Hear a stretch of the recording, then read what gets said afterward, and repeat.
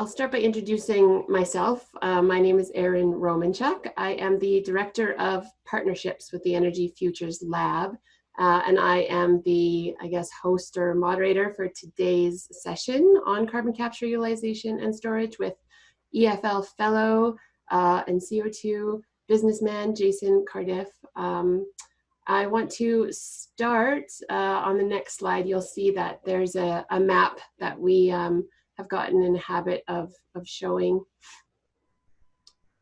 As soon as we get there, it shows the traditional sort of lands, there we go, of our country and even beyond. And if you go to the website that's listed there, it's really quite interesting. You can scroll across sort of the highlighted areas and see the traditional territories there. So there and around the world, actually, it's really cool. So I am privileged to be sitting in the city of Calgary, and I would like to just take a moment to acknowledge the land that I am on. And I invite you, if you know the land acknowledgement for wherever you are calling in from, to go ahead and give your own land acknowledgement as well.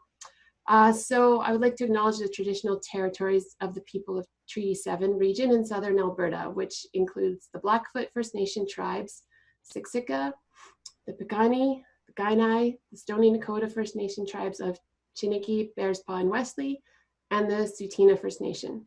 The city of Calgary is also homeland to the historic Northwest Métis and to Métis Nation of Alberta Region 3. Thank you, Sonia. So on the next slide here, we are showing that this is a series that we've titled, that the EFL has titled, Big Ideas for Our Energy Future.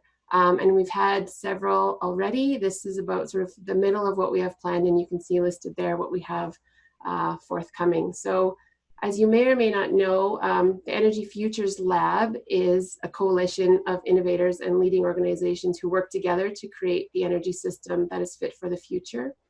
The EFL started in 2015 as a response to the polarized nature of the conversation on energy and energy transition.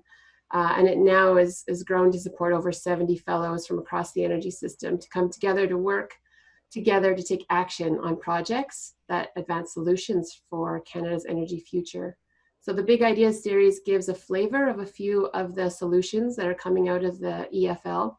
And it really was inspired by an article two of my colleagues had co-wrote in March, Alison Cretney and Chad Park.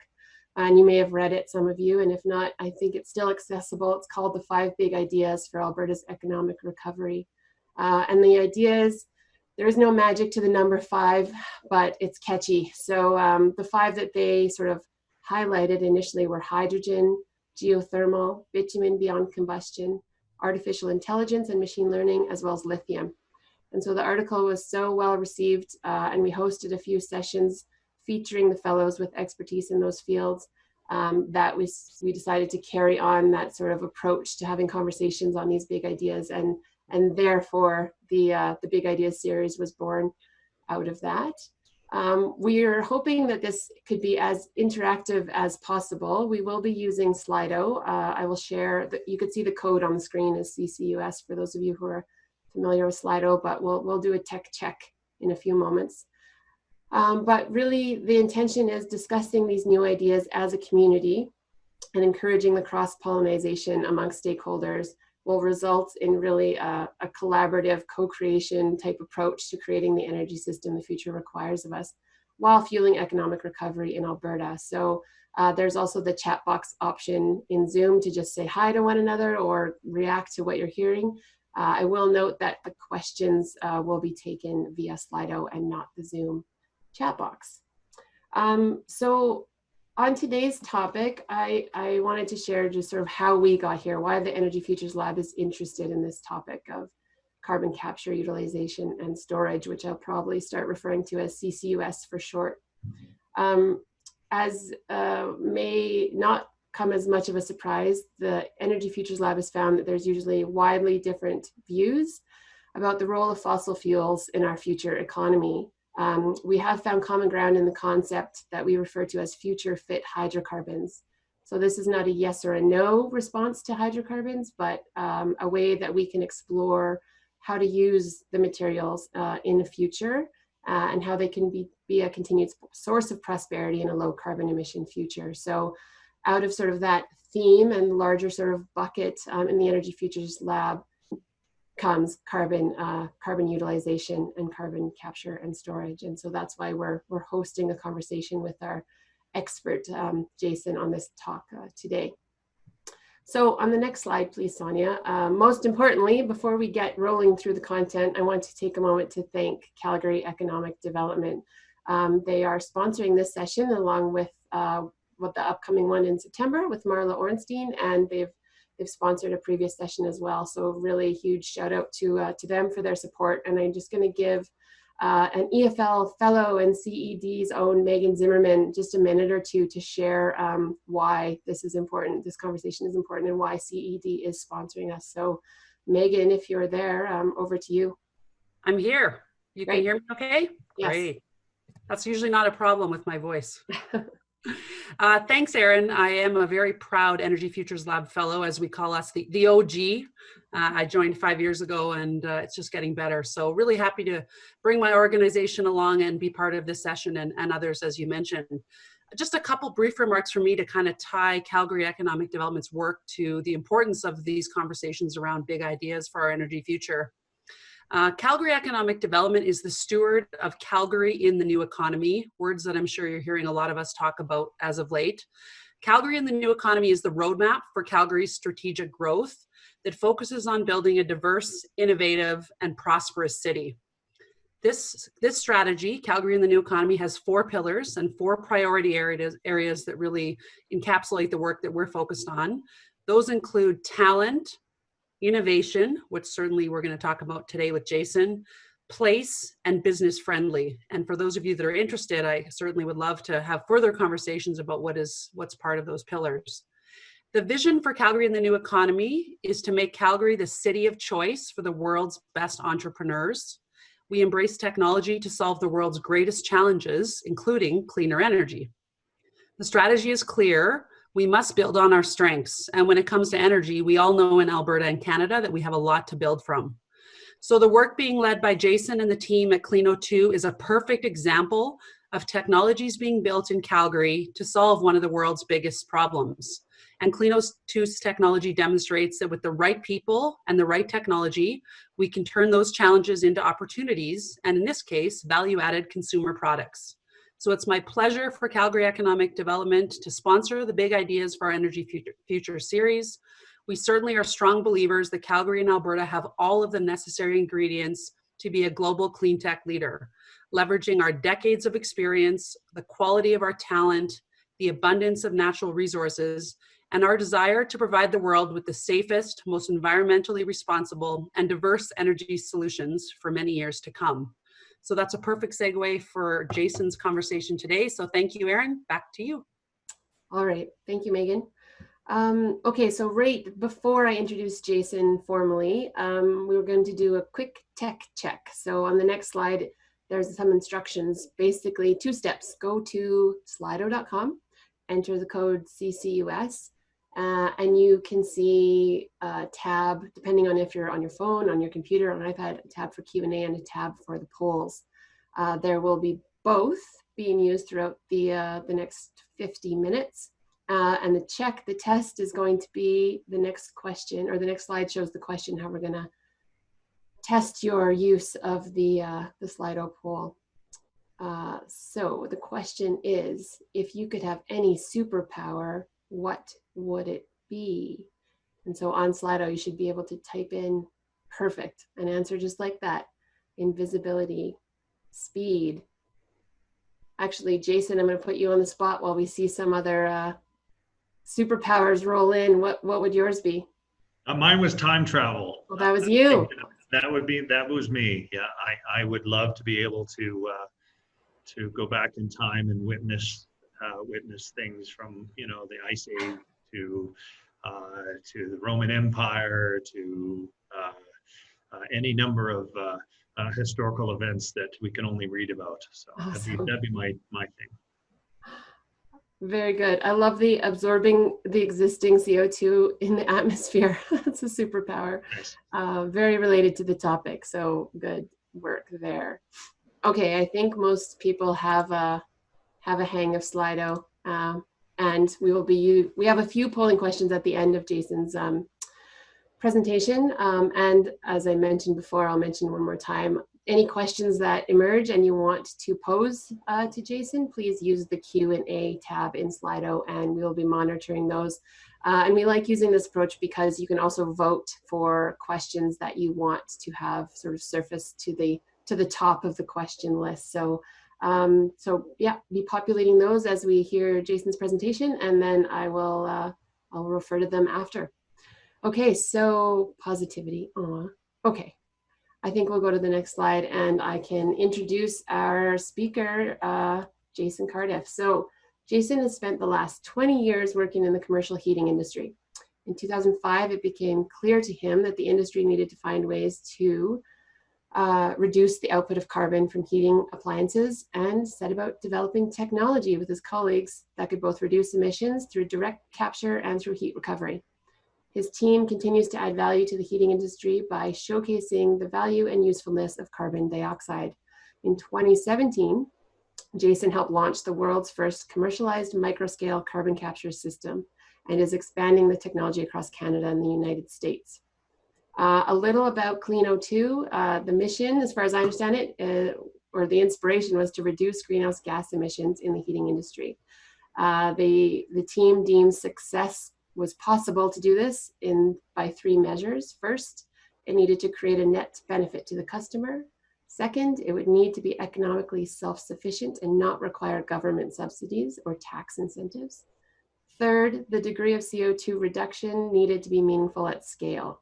So Carbon X was born out of this, the world's first profitable microscale carbon capture technology. I'm going to leave it to Jason to share more about the company and the process, and he will, as I mentioned, be ready for your questions afterward. So on the next slide, I think, is the beginning of some of Jason's slides, and with that, over to you, Jason. Thank you. Yeah, thanks for the intro. Spot on. Let's maybe move over to the next slide, please. So we started off in 2005. I was working for a company in Calgary called XLR Mechanical, and I spent a lot of time in commercial heating facilities, or in mechanical rooms rather. And at the time, there was a lot of news articles that were coming out regarding carbon emissions. And what was interesting about all of these articles is that they were really focused in on the large emitters, and they seemed to be focused on transportation industry. You know, Tesla was starting to get its feet under us in terms of becoming a successful enterprise, and there were people like Dr. David Keith from the University of Calgary at the time, who was working on an ambient air scrubber, which later evolved into a carbon engineering in Squamish.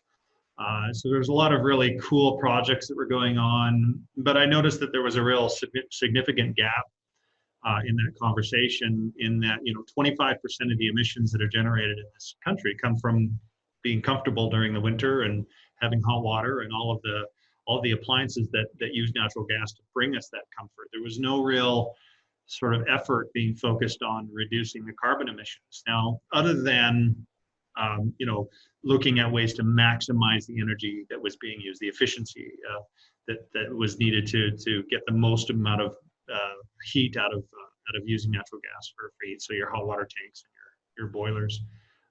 So I approached some manufacturers, and that's pretty much all they had. They just said, well, we're just gonna go from 80% to 99%, and that's great. That's really important. But it doesn't really address the carbon emissions, because you're 100% efficient, but you're still using natural gas. You're still producing CO2. So what's the solution? So that's where we decided, well, let's try to do something. Let's see if we can solve the problem. Next slide, please. So as Aaron said, we took a hard look at saying, okay, well, look, if we're going to create a solution for this, what are the key barriers that we have to run up against? And we had paid some attention to the Ontario wind industry, where it was heavily subsidized by the government. And the moment those subsidies went away, the industry really sort of hit a pretty big pothole. And a lot of those businesses kind of went under because they relied so heavily on the government subsidies. So we thought, okay, well, there's a big pothole. We want to avoid that. So how do we reduce carbon emissions that doesn't involve government incentive and adds value to our customers? So that's where we sort of said, okay, well, look, carbon can be used as a feedstock for something. So we brought in a hydroxide, and we thought, okay, well, let's expose it to a hydroxide. We'll turn it into a chemical, and then we'll sell the chemical. And then the idea was we were just going to flip the chemical to industry. It was just going to be an arbitrage play of commodities where we buy a cheap chemical, we turn it into an expensive chemical, and we ship it out the door. Easy breezy. But what we found, though, was that that didn't work. we had problems getting the potash that we were producing out to market. Actually, originally we were producing sodium carbonate, soda ash. But soda ash was cheap. I mean, you could buy it, for $600-700 per metric ton, and we needed to sell it for like $1,600 to $1,700 per metric ton in order to make it work. So that went against one of our other mechanisms of the economics had to work, right? You have to make it economically feasible in order for the technology to be sustainable, and I think that's true across the board in any clean tech. So we moved into potash. We got a bit of a swing in the commodity, and then we thought, okay, well, we're not able to sell the potash. What do we do? Well, it's used in soap. Well, soap's not that hard to make. Now, there's a difference between making soap and making good soap. The soap that we were originally producing was not good soap, and I'm embarrassed to say that we actually gave it to some customers, some very influential customers, and it was not a good quality soap. But so we quickly enrolled the help of some very talented local Calgary artisans, namely Jill Hawker, who runs the apothecary in Inglewood, and she stepped in and helped us out by producing these amazing body bars that we could incorporate our potash into. And that was kind of the solution. And from there, we worked with another Alberta-based organization in Edmonton called Ostrom Chemical to produce our commercial products. And we just sort of swung into this industry of becoming a soap company. So we can reduce carbon emissions, we can create a great product through soap and detergency, and the industry is massive. And we can also increase energy efficiencies, and so there's a lot of mechanisms to our business model that we can add to our customer that overcome all of the potholes that clean tech typically comes up against. Next slide, please. So we currently have 24 units that have been sold. 7 units were in operation. COVID has impacted the operation of the units in BC. We're just starting to bring them back online. In the past, we've traveled to BC to actually maintain them and work with the mechanical contractors to set things up. It was always intended to be a remote operation for us, so we've had to sort of fast track our remote operations of our technology. So that's proving a little bit challenging for us, but we're working around that. We also have units being delivered down to Minneapolis. So we get 1 unit sitting at a major hotel chain in Minneapolis at the Mall of America. So that's all coming back into gear. So we're producing these soaps. We've shipped soaps all over North America and beyond into the European market. So we're doing really well. And of course, the remarkable thing about this is we just accidentally pivoted into the soap and detergent industry. And how relevant is that given today's pandemic of personal hygiene and washing your hands, that we just happen to have just by pure luck of happen to be in a very relevant market of soaps and detergents. Next slide, please. So really the 3 things that we're providing of value to our customers is carbon capture. We also recover some of the waste heat from these appliances and plug that back into the building, so that reduces the amount of gas that you're having to use. So there's actually a carbon offset as well as a direct carbon capture. And then our real sort of push and the method behind the adoption is the profit sharing piece, which we'll get into in a moment. But we actually profit share with our customers from the sale of these pieces of equipment that we put in your mechanical room. So these are all CSA UL listed. There's some regulatory concerns that we're getting over. We're trying to work as close as we can with Alberta Municipal Affairs with City Manning, as well as with Technical Safety BC in British Columbia, and some code officials in the US to overcome. As you can imagine, you know, the Canadian Gas Venting Code, B149, makes no mention of microscale carbon capture. Who would have thought, right? So we're trying to adopt the spirit of the gas code to make sure that we're operating safely. Next slide, please. So this sort of breaks down how the equipment works. So we don't interrupt 100% of the flue gas, and that's a safety factor. We want to make sure that if our equipment fails for any reason, that the appliance we're attached to can carry on. So we're not getting a very angry call at 3 o'clock in the morning saying, hey, I don't have any heat, or I don't have any hot water. So if our system fails now, we'll have we have an IoT platform built in the unit, dials home, lets us know that something's going on, and the heating system that we're attached to just carries on as normal. So we divert a portion of the flue gas into our equipment. That carbon component then is absorbed by the hydroxides in the reaction chamber.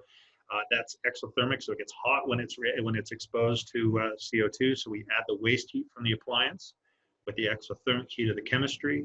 We scrub out the carbon, and then we put the remaining flue gas back into the stack that we pulled it out of. And then we pre-warm the water coming into the building. So this works really well in rec centers, laundry facilities, and like condos. So you're getting municipal water temperatures coming into the building at like 7 to 10 degrees Celsius.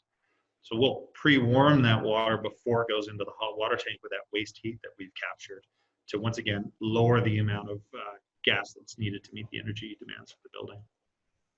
Next slide, please. So this is sort of a scale of where we want to go, like, and it kind of comes back to the comments that Aaron made about, you know, having a meaningful impact on the amount of carbon emissions. So if we only ever installed 5 or 6 or even 27 units, the amount of impact that Cleaner 2 is going to have is going to be next to nothing, right? We're talking about a major issue. So this is like planting a tree in the forest, right? You plant one tree and it does, you know, it does so much good. But when you plant an entire forest, then you have a significant impact. And there's a lot of mechanical rooms out there. So we've been able to hit, currently we're sitting at around a 20% reduction in GHG intensities. And we've had that independently reviewed from the University of British Columbia and another energy auditor. But our goal is to get to 100%. It isn't, we're not stopping at 20, we're not stopping at 50, we're aiming for 100, and we have a roadmap to get there. So that's important to us. Once again, we're talking about 25% of the emissions in this country, just coming from this industry. So it's a largely untapped issue that we're trying to resolve. It's 12% in the US, in case anybody's interested. You know, 12% of anything in the United States it's pretty massive. Far outranks anything in Canada. So that's something else that we're also focusing on. The North America market is quite massive. Just as a quick fact check, the United States is the largest consumer of natural gas products in the world. They consume a tremendous amount of natural gas. So it's an excellent opportunity for us to showcase our technology by reducing greenhouse gas emissions. Next slide, please. So the economics that we work with the customer is that we sell the equipment to our customers and then we pay them back. It's essentially a loan, you know, in essence, where you buy the equipment from us and we pay you back in less than 5 years. And we do that by producing 3 to 4 metric tons of potash in the units per year, selling this as soaps and detergents, and then profit sharing with the customers. And then even after the ROI is met with our customers, we're still paying them afterwards. So it's an ongoing revenue stream. The analogy that we use for these mechanical rooms is essentially we're turning your mechanical room into a mining operation where you buy the equipment and we operate it for you and pay you for whatever we can pull out of the flue gas. Next slide, please. Well, one of the things we really try to focus on is keeping that circular economy tight. It doesn't make any sense if we're producing potash in New York, shipping it to Calgary to turn it into soap, and then shipping that soap to Los Angeles to sell on the market. The amount of carbon we've generated in that space is obviously far greater than the amount we've actually captured from each location. So one of the examples is this hotel chain in Minneapolis where they use obviously a tremendous amount of soap. So we capture the CO2, convert it into a chemical. That chemical is shipped probably 20, 30 minutes away from the hotel into a facility that produces soaps. The soaps are then brought back to the hotel to use on site. So you've got this really tight economy. So there's lots of examples where we can do that, whether it's a rec center, hotel chain, or any other industry that uses a large amount of soap products. Next slide, please. So we started off, the very first units went in Calgary with the ATCO Whitehorn facility, the Garrison Woods facility down in southwest part of the city. And then we got an order from ATCO Gas to put one up in the northeast part of the city at their Whitehorn natural gas station. Then we went into a project for 10 units to be installed with FortisBC in Vancouver and Victoria. And then most recently was a deal for 10 units that have been sold to Centerpoint Energy in Minneapolis. We have ongoing conversations with Pacific North Gas for a project in Dawson Creek, National Grid in New York, and of course here at home, or in Ontario rather,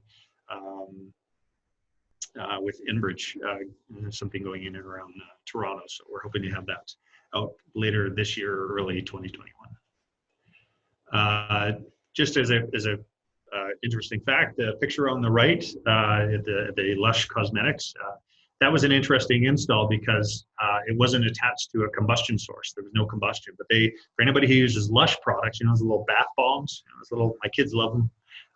You put it in the water and it gets all fizzy. So they produce obviously a large volume of these, and when they're curing them, they produce a large amount of CO2. So we're actually able to divert that CO2 into our unit, using it and converting it into a chemical that Lush can then use to produce products. So once again, it's all about circular economy. We want to keep everything nice and close so we can maximize the amount of carbon that we're offsetting. Next slide, please. So huge market potential for us, and this is really a core part of the fact that we're a Calgary-based enterprise addressing a global issue. We're very proud to be Calgary-based, very proud to be Alberta-based and Canadian. It's a great story that we're exporting all around the world. We've got conversations going on with Tokyo Gas in Japan, our friends in Ireland, and as well as in Norway and Germany. That there's a lot of interest abroad that we're sort of exporting this story and this technology and our capacity to have a meaningful impact on carbon by converting it into usable products. So it's a great opportunity to showcase a Canadian enterprise. Next slide, please. So these are some of the products that we produce. See on our website. These are brand new images. We hired a photographer. So in past, I was the photographer, and just much like with soap producing, I am not a photographer. So we hired a local talent who did a great job in providing us with some quality images for our slides and for our material. You can buy our products online, and we are starting to put them into retail chains. I think our first retail opportunity is the IGA and Sundry, and then hopefully we can get folks like Canadian Tire and London Drugs on board with us, so that we can get our products on their shelf as well. Next slide, please. Here's the team. This is, and we've added to this team since this slide was taken. We now have somebody working with us directly who can handle soap and detergent production in-house. And we also have a sales and marketing fellow, Brent McDermott, who's going to be helping us spread the gospel of Clean O2. We have a field technician, Calvin Jones, who's coming on board with us next week. And it's all about the people. When you're starting a business, you really have to surround yourself with solid people who recognize your vision and want to move it in the same direction. And I consider myself incredibly lucky to have been able to find such amazing talent and have wanted to help me, because you can't get there by yourself. So you really need to associate yourself with solid people. Next slide. I think that's it. Yeah, there's my presentation. That's it. How much time was that? Was that about 15 minutes? That was almost exactly 15 minutes. I am very impressed. Nailed it. Well done. I practiced. I can tell. That was great. Thank you so much. I'm just going to remind everybody on the line, we are monitoring the questions at slido.com with the code CCUS. And if Slido is just not your jam, we can probably also read the chat box. So if you want to pop a question in there, that's okay as well. But while those are filtering in, I'm going to take the liberty of starting with one. So the Energy Futures Lab is a social innovation lab, Jason, as you know, and we are interested in what, the technology seems to work. Like, I'm convinced of that. Your technology works well. It's a great idea and you've proven it out. I'm wondering if you can identify any sort of the social type barrier. So just anything non-technical that you, either looking back or currently have. You did reference right now, there's some regulatory barriers you're working to overcome, but are there any other barriers that if you think were not currently there, it would just sort of open up this opportunity for a lot of other, innovators and entrepreneurs? And I'm just wondering what those might be. For CCUS, I've noticed that our biggest pivot and we gained the most amount of traction when we went into the soap and detergent industry pre-COVID, like even before we were talking about, personal hygiene being at an all-time important high. Yeah. It was creating a product that was tangible that people understood. Biofuels are important. Concrete, cement, obviously very important because it's a huge emitter of CO2. That industry is a massive contributor to GHGs, but it's all on how you engage the public, and that's, I think, one issue that the CCUS community as a whole struggles with. We still struggle with it to some degree. Is how do you engage everybody with the topic of utilizing carbon emissions? So we've been fortunate that we've tapped into something that people seem to really get and understand. But I still think that there's more work to be done there. So it's just about its engagement and making it an easy sort of step to get people to understand, oh, okay, CCUS, okay, I can apply it to something that I'm already doing. Gotcha. Okay. Thank you. I think that sort of ties in nicely to the currently top voted question there. And I don't know if you're watching the questions as well, but I'm happy to read them to you. I think this is a question that lots of people have in reaction to your product, Jason. So I'm happy to ask it on behalf of this participant. So what happens to the product after it's used? Does the soap or detergent go back into the environment as CO2? Yeah, we get asked that a lot, and the answer is no. You actually have to work really hard to get that CO2 out of its current format. When you expose CO2 to a hydroxide, it binds with that, and it won't let it go. You have to force it out of that. So just by washing your hands and using it as you would typically use soaps and detergents, it doesn't release the CO2. It stays as a carbonate. So it's non-toxic. It doesn't bioaccumulate. It's something that's readily found in nature. Carbonates are a common mineral that you can go down to a riverbed and you see the white crust that builds up on the rocks around the edge of the water. That's a carbonate product. So it doesn't get released. So in order to release it, you would have to, burn your soap, or you would have to acidize your soap. And if you're doing either of those things to your soap, you've either got too much time on your hands or you've got bigger issues at play. Right. Okay. Thank you for clearing that up. Actually, somebody asked me that when they saw your soap in my house, and I was like, I'm sure it doesn't go back into the answer, but I don't quite understand the chemistry. So thank you for that explanation. Another analogy you could compare it to would be like, think of the ocean water. The ocean water is full of sodium chloride, right? So when the ocean water evaporates, you don't have chlorine gas evaporating into the atmosphere, right? It comes out as salt, right? So yes. It's the same process with our soap. Okay, thank you. Okay, we'll move to this next top voted question. Could a household level unit be built economically that would allow me to incorporate it into my heating boiler and house water supply and produce my own soap? There's ambitious. Yeah, that's a great question. We actually have experimented with a residential scale model. We did build one. There's actually one here at the shop. Actually, the very first unit we built was a residential scale model. Funny enough, when we were experimenting with the residential scale model early on, I didn't talk to my partner, who's a chemist, what the reaction would be of exposing hydroxide, sodium hydroxide to aluminum. Apparently it produces hydrogen gas, which is quite flammable when exposed to an open flame source like a furnace. So I almost blew up my house with an early scale prototype with the residential model. But there's some issues with the residential unit, not from a technology standpoint, but from a logistics of collection. We can figure out how to capture the carbon and convert it into a product.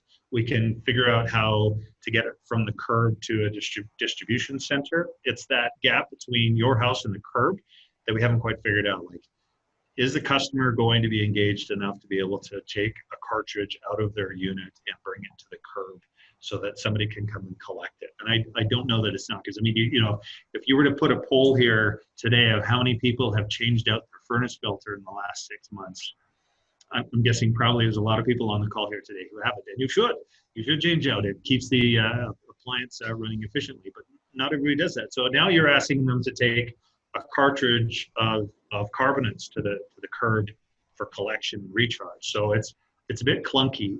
It works really well in the commercial space because technicians already go to those rooms. So we're just paying them an extra 2 hours of their time to do a PM check and a collection process. So, but I still think there's a play there in the residential market. We are working on it. Yeah.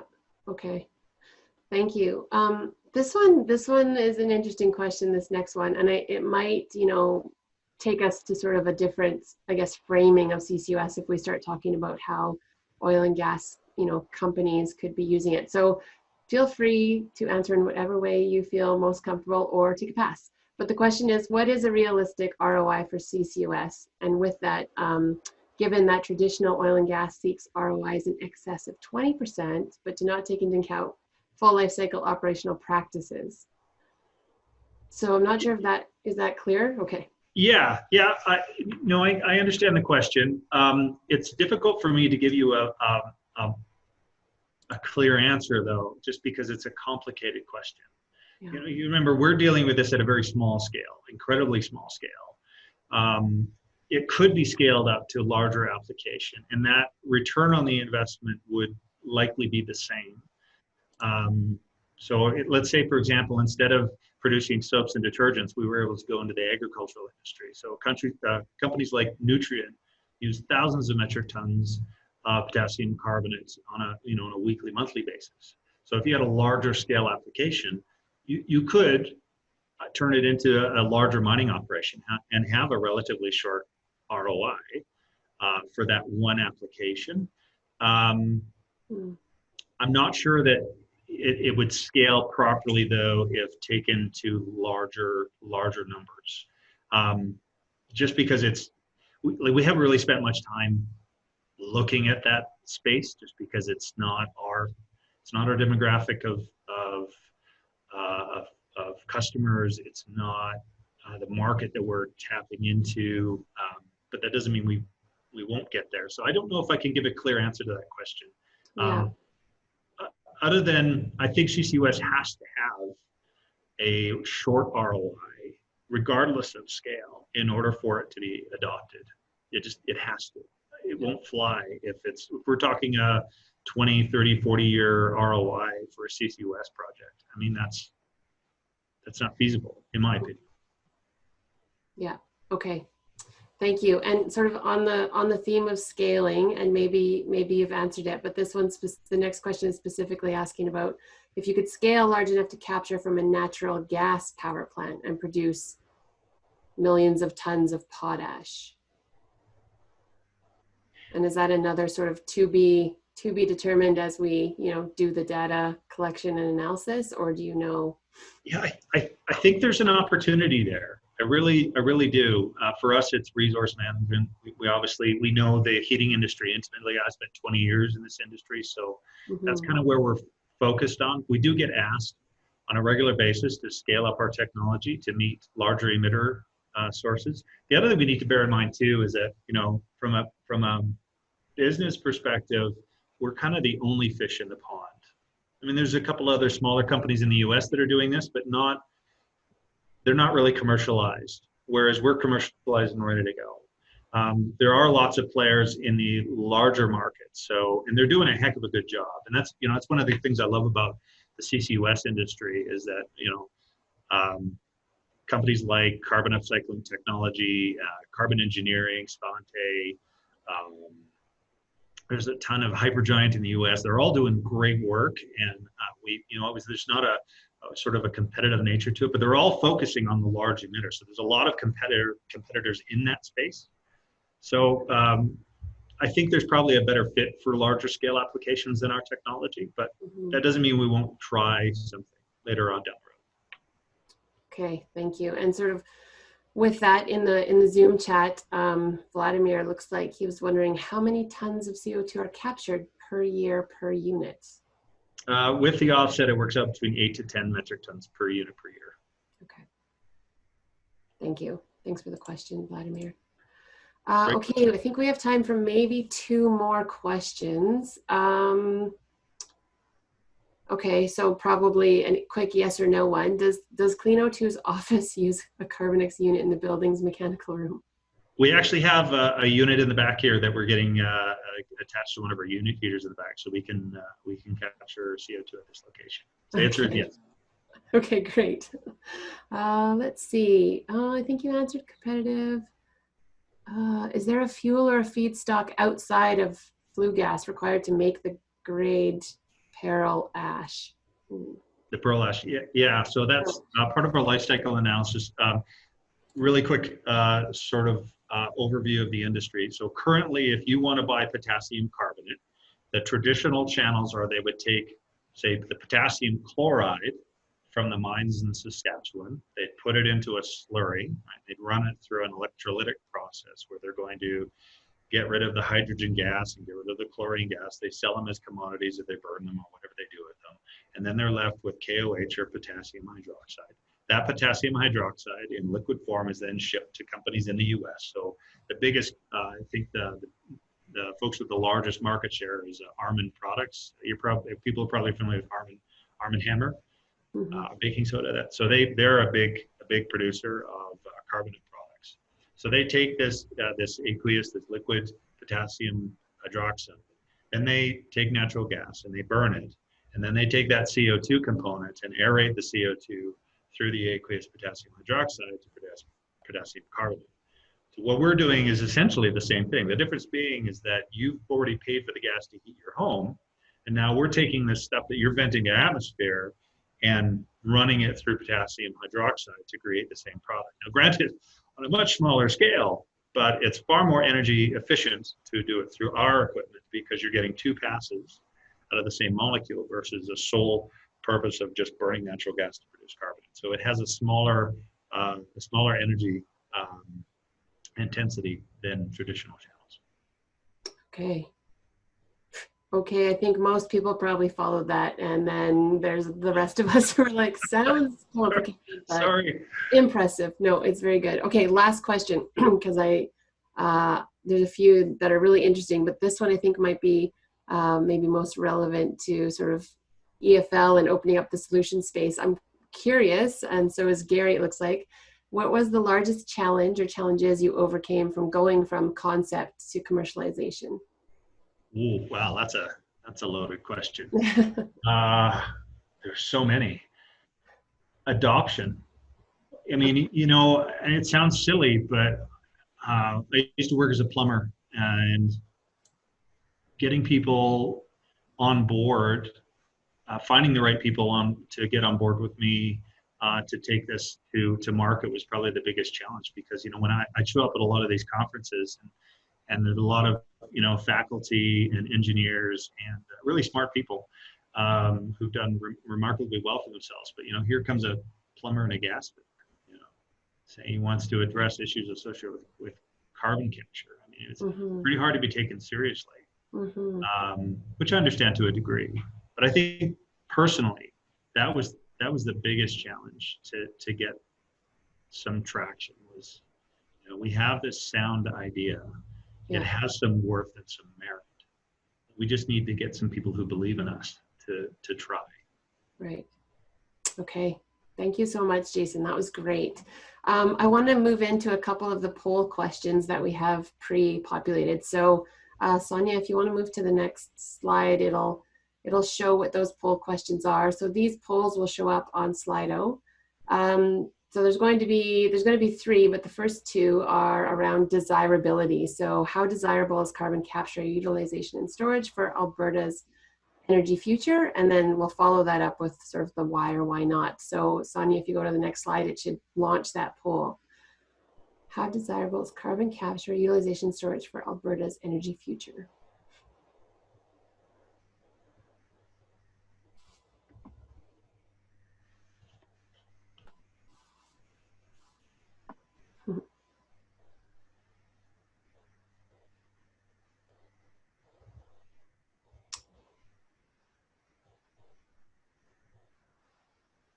Yeah, I kind of think one line we could have added is it depends, because I think it probably does depend on a few factors and how it's approached, but the cost, who pays, those types of things.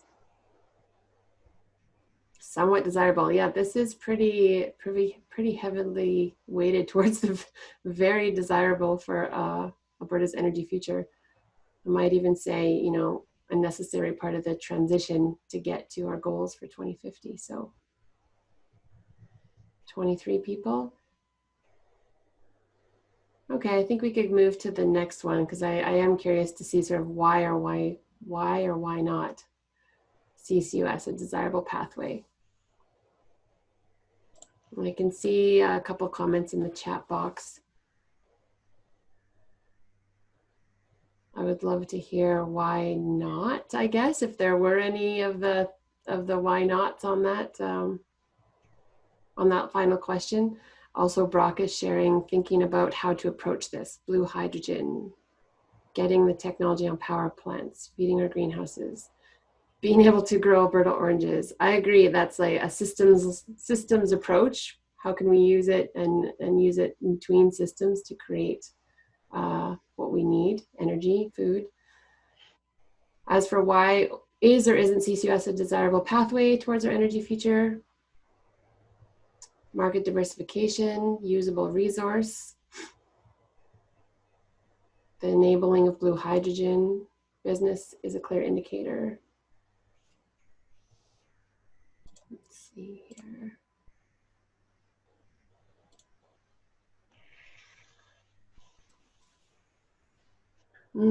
A bit of a worry. Okay, here's a why not. Worry that it falls into the problematic technology will save us narrative, the sense we can continue business as usual, and CCUS will clean it up.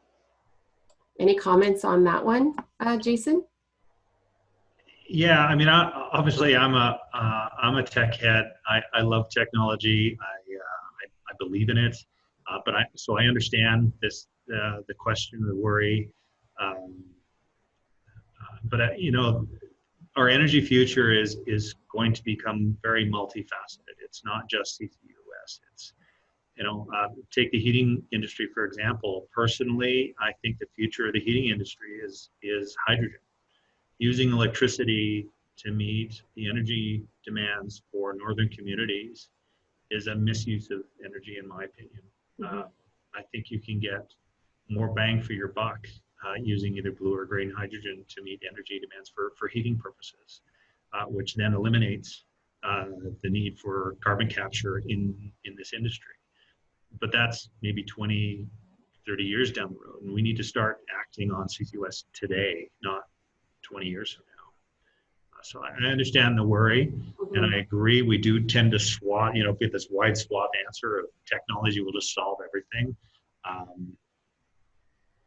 because it will. It's just, right. But it's not a single answer. It's not one solution.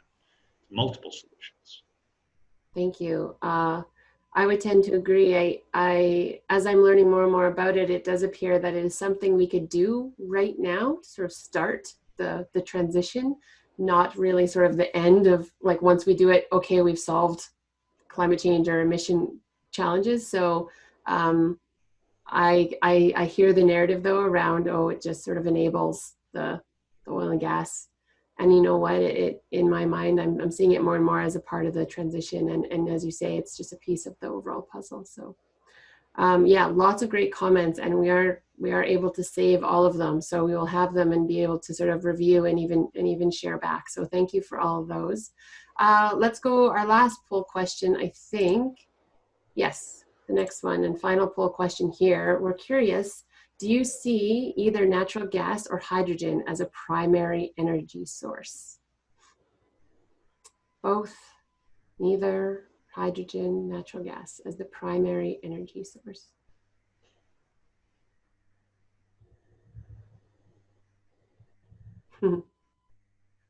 I mean, yeah, both, majority. If you have no idea, yeah, I hear you, Mark. Jason, what is your response? Or maybe you've locked in your vote here. Yeah, I have to go with both initially. There's a lot of,